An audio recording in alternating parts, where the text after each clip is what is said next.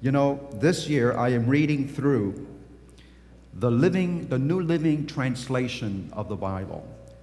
And I have this little habit that I like to read different translations on a yearly basis. And this year it's the New Living Translation of the Bible.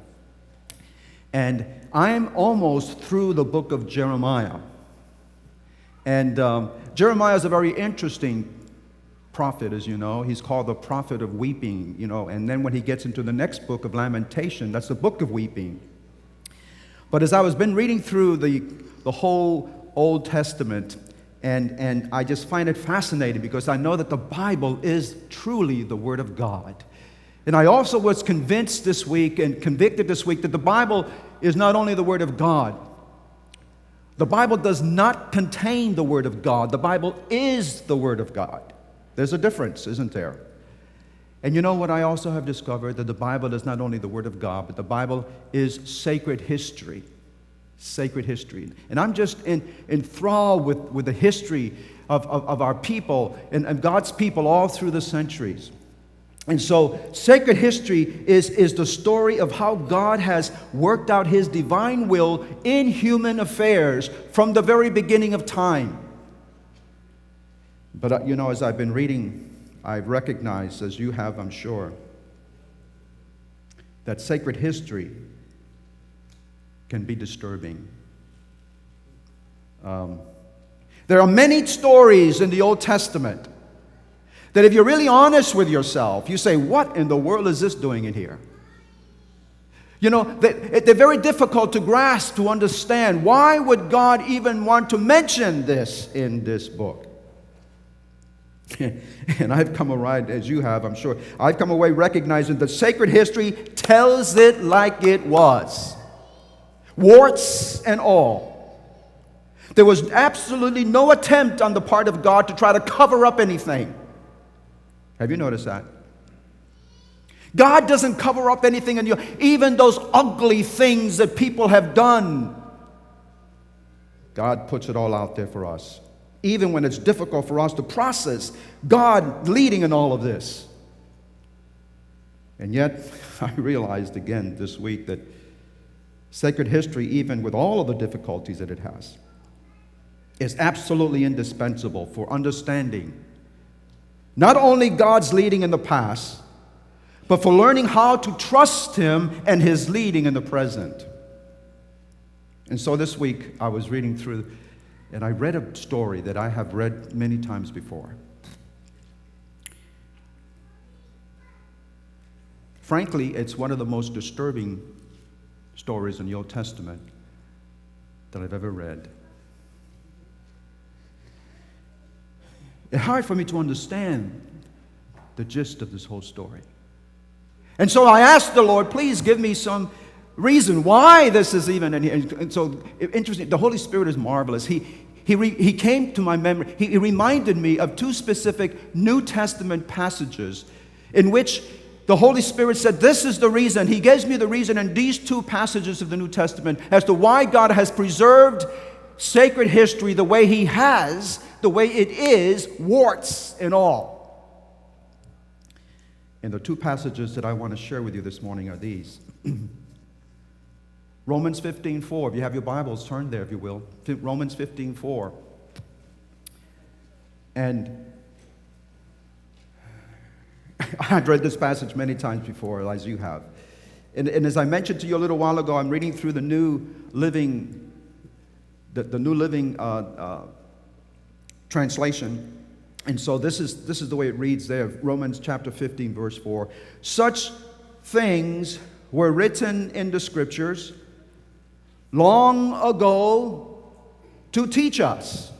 Now, I put a period there. That's what the author does, to teach us. Somehow God, even in those ugly things, even in those horrible things that have happened in the past, God says there is a lesson for us to learn in here.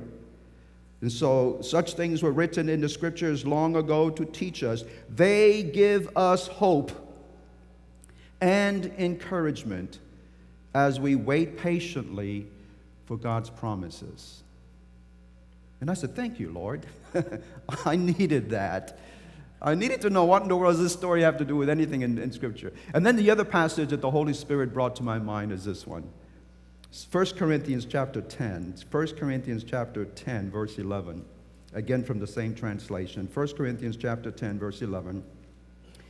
Here the Apostle Paul says, all these things happened to them, that is to all those people before us, way back in the Old Testament, the New Testament, all people. All these things happened to them as examples for us. They were written down to warn us who live at the time when this age is drawing to a close. So I have gathered from all of this that these stories in the past, this sacred history, is not only just to bring us comfort and hope for the future, but this sacred is also to warn us that we do not repeat the same mistakes that our forefathers did. And so let's get into the story that I had read and that as I mentioned a few moments ago, it's somewhat disturbing to me. But as I read the story, I realized the story is very important to God. You know why? Because God takes a long time to tell it. In fact, in the book of 2 Kings, God takes 4 chapters in 2 Kings chapter 18 through 21, to tell the story. And then he repeats the same story in 2 Chronicles chapter 31 through 33. He tells the same story because he's trying to emphasize, letting us know that this story is important to him. And so I would like to encourage you to, when you have some time, read the background, because it's so important always to read stories and to understand stories in the Scriptures in the context in which God gave them. And so if you have time today, read 2 Kings chapter 18 through 21, and then 2 Chronicles 31 through 33. I want to just give you a little background history before we get into the story. And the background history is this: the nation of Judah hadn't seen a godly king like Hezekiah for a long, long time. In fact, the Bible says that Hezekiah was compared to David, the second king of Israel, the second king of the whole nation. The comparison is a good comparison, even though there are 12 generations stretch, there's a 12 generation stretch between those two kings. There's so much alike in godliness that as far as the writer of 2 Kings is concerned, David is Hezekiah's father. Do you remember Hezekiah? He's the guy. You remember he's the guy? Great thing. We're going to talk a little bit about him, but he's a great king, one of the best kings, 29 years of righteous rule. But Hezekiah was the guy. Do you remember one time he got sick? Deathly sick. And he's in his bed in his chamber, and he says, "Oh, Lord, I don't want to die." You know, you've heard that prayer before. Nobody wants to die, right? I don't want to die. And so he started pleading to the Lord, and God said to the prophet Isaiah, he says, have you noticed how Hezekiah has humbled himself? And he's a great king anyways, but you notice how he's pleading? I'm telling you what I'm going to do, Hezekiah. I'm going to give you another 15 years of life. And so God gives Hezekiah 15 more years of life. And it is through those 15 years of life, apparently, that the guy whose story we're about to tell was born. Now, sometimes God answers our prayers. He answered his prayers in 15 years. Sometimes God's prayers that are answered don't always bring all the things that we would like them to bring about. Because Manasseh was born. And remember, Hezekiah rules for 29 years, and there are 29 righteous years. He dies at the end of that rule, and in steps his 12-year-old son, Manasseh. Manasseh rules for 55 years, one of the longest ruling kings, and he is not such a nice guy. 12 years old when he started ruling. Well, in fact, listen, take your Bibles, if you will, and turn to 2 Kings 18. We're going to be looking at this, 2 Kings 18. And I want you to notice verses 3. 2 Kings 18, verses 3 through 6. And I'm reading to you from the NIV, 2 Kings chapter 18. He, Hezekiah, did what was right in the eyes of the Lord, just as his father David, there's a connecting him to David, as had done.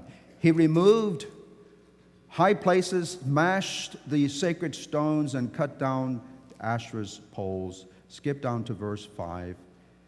There was no one like him among all the kings of Judah, either before him or after him. He held fast to the Lord and did not cease to follow him. Good for him. He was a great king. As I mentioned, however, he dies. His son steps in.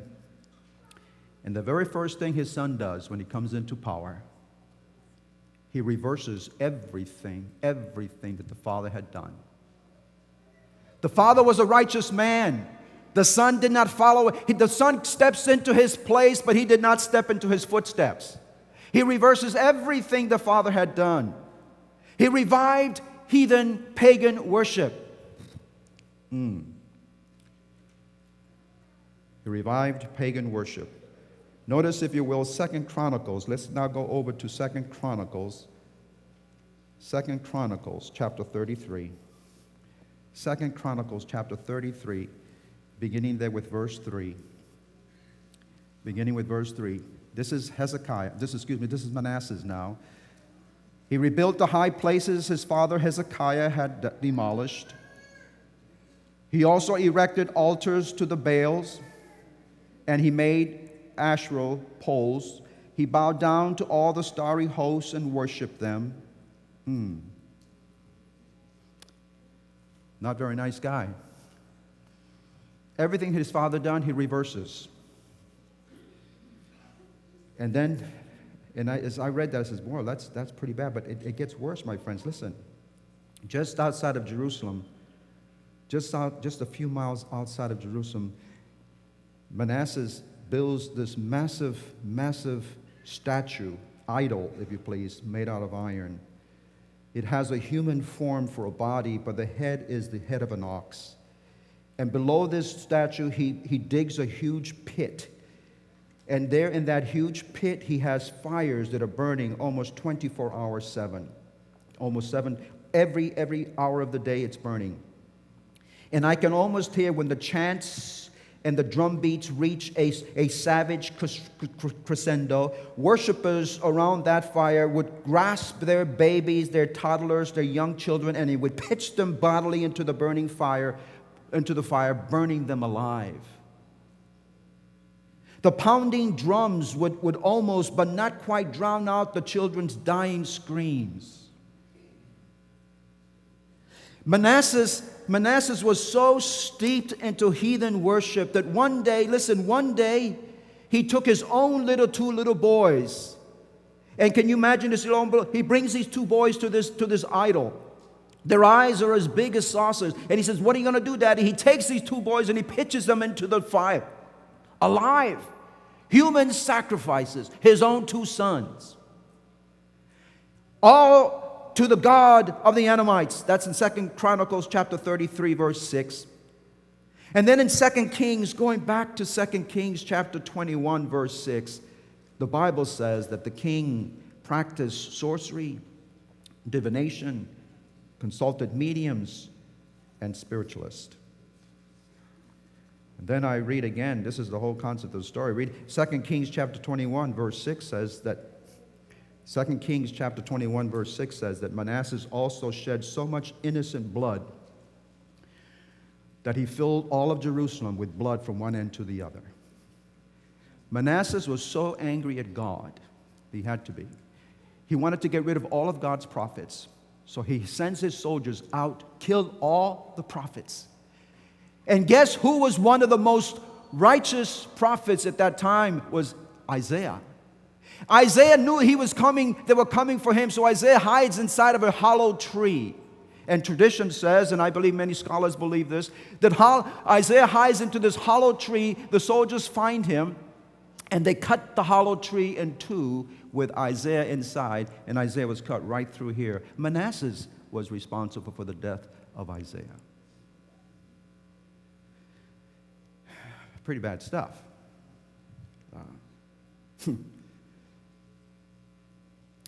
I want you to notice that there was murder, gross sexual perversions, child sacrifice. This became a national pastime for the nation. In fact, we are told as you read, Judah reached the point of no return because it was led by such a wicked king. And then there, read if you will, 2 Chronicles chapter 33 again. 2 Chronicles 33 there, verse 10 and 11. 2 Chronicles chapter 33 verse 10. The Lord spoke to Manasseh and his people, and they paid no attention. So the Lord brought against them the army commanders of the king of Assyria, who took Manasseh prisoner. Notice this. Put a hook in his nose, bound him with bronze shackles, and took him to Babylon. I don't know about you, but this is the moment in the story where the reader begins to say, whoa, hooray, finally. This is what this guy needs. You know, yes, hook him, bind him, take him. This is the moment. If this story was a movie, if it were ever a movie, I think this is the time where the people in the theater would erupt with spontaneous cheers and applause because he's finally getting what he deserves. And you know how it is. We always feel very warm inside all over when bully dictators get knocked off their little pedestals, and we don't care whatever happens to them. In fact, we hope that they end up, you know where. See, Manasseh deserves to rot in his bronze shackles in prison. He deserves no parole whatsoever. I say, oh, praise God, this guy's getting what he deserves. Then I read on. Something profoundly disturbing happened one dark night in Manasseh's miserable little cell. You know what happened? He repents. This guy repents. Look at 2 Chronicles chapter 33, verse 12. Right there, verse 12. In his distress, he sought the favor of the Lord his God and humbled himself greatly before the God of his fathers. It gets even worse. You know what else happened? God heard him. God pulled him out of that foreign prison, brought him back home, puts him back on the throne. And I say to myself, can you really beat that? Look at verse 13, chapter 33, 2 Chronicles 33, verse 13. And when Manasseh prayed to him, the Lord was moved by his entreaty and listened to his plea. So he brought him back to Jerusalem and to his kingdom. And then Manasseh knew that the Lord is God. I don't know about you, but hey, wait a minute. This is hard to take. It really is hard to take for me anyways. Because, you see, it would be like bringing Gaddafi out of hiding wherever he may be and making him leader of Libya in spite of all the horrible atrocities that he's done to his people. It would be like bringing Saddam Hussein back from the dead and naming him the prime minister of Iraq all over with no questions asked. It would be like almost bringing Hitler back from the dead and putting him as chancellor of Germany. It would make no sense to us. But Manasseh was restored to the throne, allowed to finish his reign with dignity and honor. What happened? I tell you what happened. Something clicked in his heart. The tears were hot and genuine.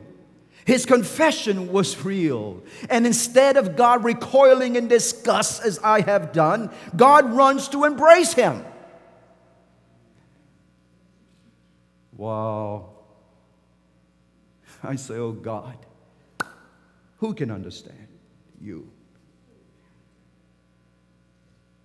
So I asked myself the question, okay, God, if you're going to be nice to the guy, all right, be nice to the, but listen, well, why didn't you, God, just let the guy live out the rest of his days in prison? That would have been nice enough. Don't kill him, just let him live out, you know. Or why didn't you allow Manasseh to return to home? If you want him to go home, let him go home, but don't let him go home. Let him go home as a lowly shepherd out in the field somewhere where he won't disturb anybody. That would be mercy enough for me. Oh, listen, Lord, why permit him? If you want to permit him back into the palace, okay, let him go back into the palace, but let him go back to clean toilets. That would be mercy enough for me. I would be happy with that if I had been him. But to reinstate him on the throne. You know what I see here, friends? That God is merciful. But you know what I also see? That God goes beyond mercy. He goes beyond mercy. You see, something powerful, something wonderful happened in that dark, dark dungeon. Repentance, confession, conversion.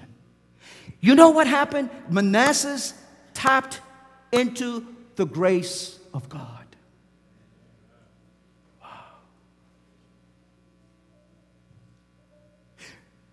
You see, mercy, listen, mercy means he didn't receive the punishment he so richly deserved. He didn't. Grace means that he did receive the forgiveness, the restoration, the salvation that he by no means deserved. I don't know about you, but that's just like God, isn't it? I don't understand how he operates, but that's God. And I asked myself the question, listen, how did this king respond to all of that of God's grace and mercy? How did Manasseh respond to all of that? You know, the Bible says that Manasseh responded very good. He couldn't believe it. And so he began to initiate reforms. He did the very best he could to get God's people back to God, but it was a little too late, too late, because most of the people, were taken away into captivity anyways to Babylon. But yet Manasseh spent the rest of his life honoring and praising and worshiping God.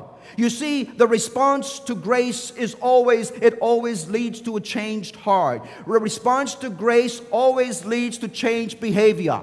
Some people think grace is cheap. Grace is not cheap. Grace is very costly. But when a person understands mercy and grace, it leads to a change within.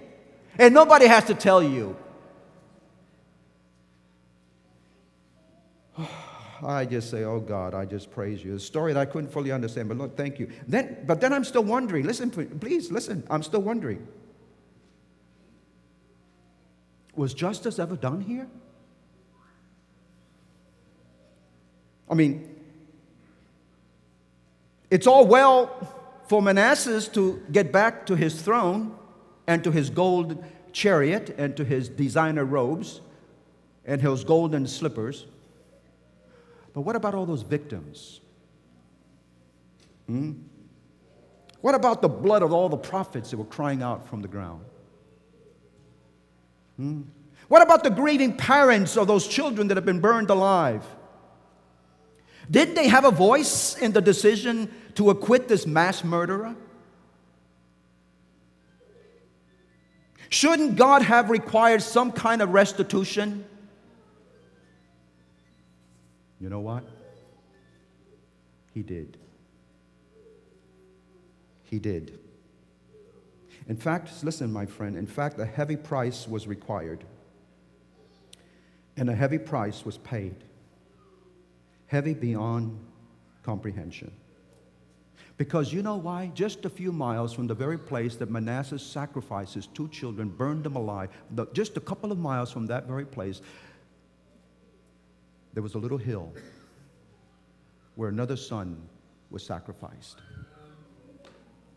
And I began to do the same. I can't believe this. Just a few miles from where he sacrificed his own son, another innocent son was sacrificed. Another son was forsaken by his father. Another son screamed in agony and died while the hardening crowds mocked and cheered. And I realized, listen, I know as well as you know, this son, of course, goes willingly. He went willingly. This son's death was not to appease a bloodthirsty demon god. No, this son was there he died to pay the price for man's reconciliation to a holy God. He went there to pay for Manasseh's sins. He went there to pay for your sins and for mine as well.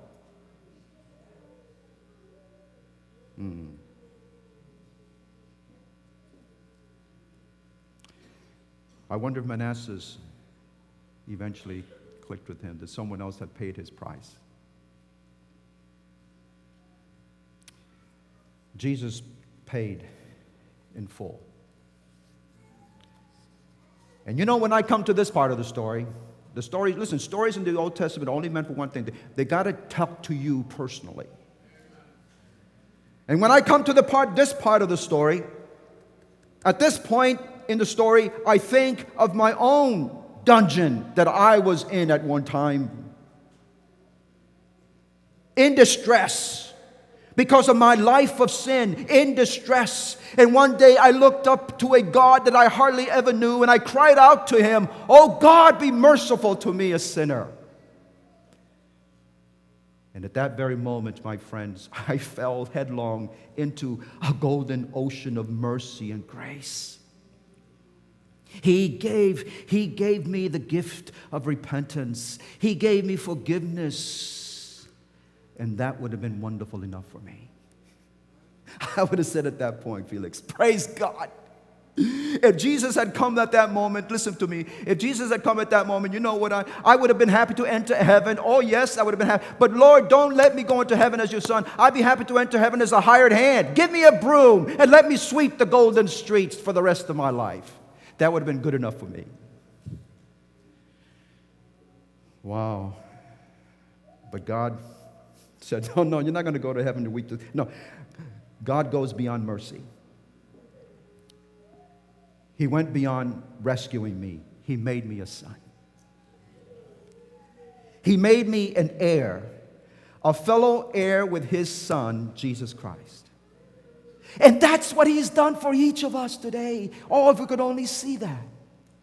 The Apostle Paul puts it so plainly and so beautiful. He says, for he has rescued us, talking about Jesus, he has rescued us from the dominion of darkness and brought us into the kingdom of his Son, the Son he loves, in whom we have redemption through his blood, the forgiveness of sins. Colossians 1:13 and 14. And then I realize, my friends, that in this blessings that he has given me, I receive daily cleansing. I receive, it is the blessing with a vast store of wisdom in his word. It's a marvelous understanding of companionship with Jesus Christ on a daily basis. I have realized that surely something has happened here. Jesus Christ has gone beyond mercy, and that's grace. Grace. You know, I was reading, some of you were reading last quarter in the quarterly, last Sabbath school quarterly. It talked about back, in fact, it was in April 30's lesson. Interesting enough, the Spirit brought this lesson back to my mind. The priestly garments of grace. Right there, last quarter. And it's talking about not Manasseh, it's talking about Aaron. You remember Aaron? Aaron's another nice guy. You ever heard about Aaron? Very nice guy. Did bad things. Terrible. Turned his back on Moses. Turned his back on God. Created an idol for everybody to worship. And you know what God does to this guy, Aaron? I would have struck him down, but God takes him and makes him the high priest for the whole nation. Talking about grace. And then this is what the quarterly said. Listen, the quarterly said this. Look, at the very end, it says, have you ever failed miserably? Yeah. Have you ever failed miserably to live up to what you have been given? Manasseh failed miserably. Aaron did too. How can you get hope from Manasseh's example? I'm putting in Manasseh in place of Aaron. How can you get hope from Manasseh's example that all is not lost, even despite your miserable failures? Wow. And then it goes this. This is the commentary that I love. Listen to this. It says, but here's the amazing thing. This is a commentary from last quarter's lesson. God not only forgave, I'm going to put in Manasseh, God not only forgave Manasseh his sin, the Lord eventually allowed Manasseh to come back to the throne. Wow. And then it says this. Although Manasseh was guilty of a terrible sin, he was also the recipient of God's redeeming grace. Grace so great that it not only forgave him, but allowed him to assume the sacred responsibilities that God had given to him before. And at the core of all of that, it is all about God's grace and mercy and forgiveness. Thus, Manasseh's life is a special example of mercy and redemption available to all in Christ. You failed miserably? But I haven't been as bad as Manasseh, Lord. I haven't sacrificed my... No, you haven't, but you know what? Any sin will keep you out of the kingdom. It was because of that one son, that innocent son, who that one day gave his life. Grace, grace. It's all about grace. And I love this song. You've heard it many times. Amazing Grace. How sweet the sound that saved a wretch like me. I once was lost, but now I'm found. Was blind, but now I see.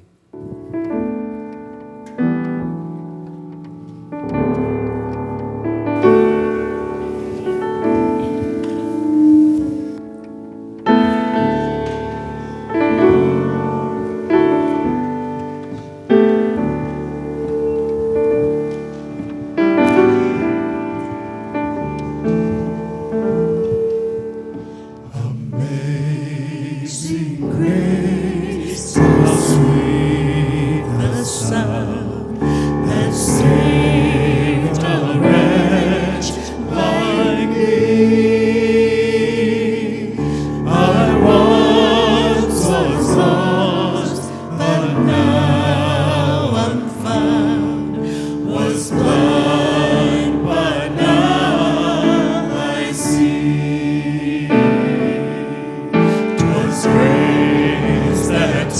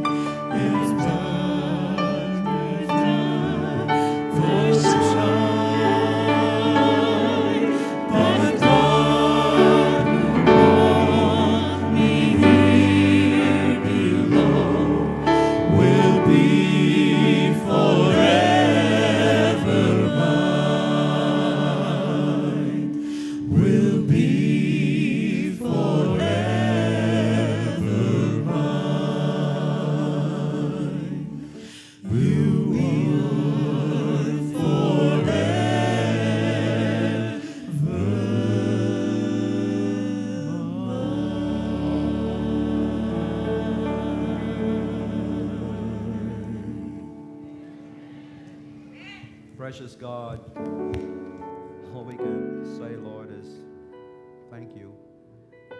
Your grace truly does still amaze us. Your grace is the reason why we're here this morning. And Father, we realize this morning that we are not deserving of this grace. We thank you for your mercy to us. For you have not given to us what we do deserve. But we thank you for grace. Grace tells us that you have given us so much more than what we do deserve. Life eternal in Jesus Christ. We thank you for that, Lord. I pray for anyone in this congregation this morning who has not tapped into that marvelous grace of yours. That your Spirit, oh God, will bring them to the place where they will see the need for your marvelous grace. Draw near to each one here this morning and be with us now as we go back into the world. We leave this sanctuary today. We're asking you to help us today this week as we live in this world to demonstrate, to show this marvelous grace to others. Especially to those who may not treat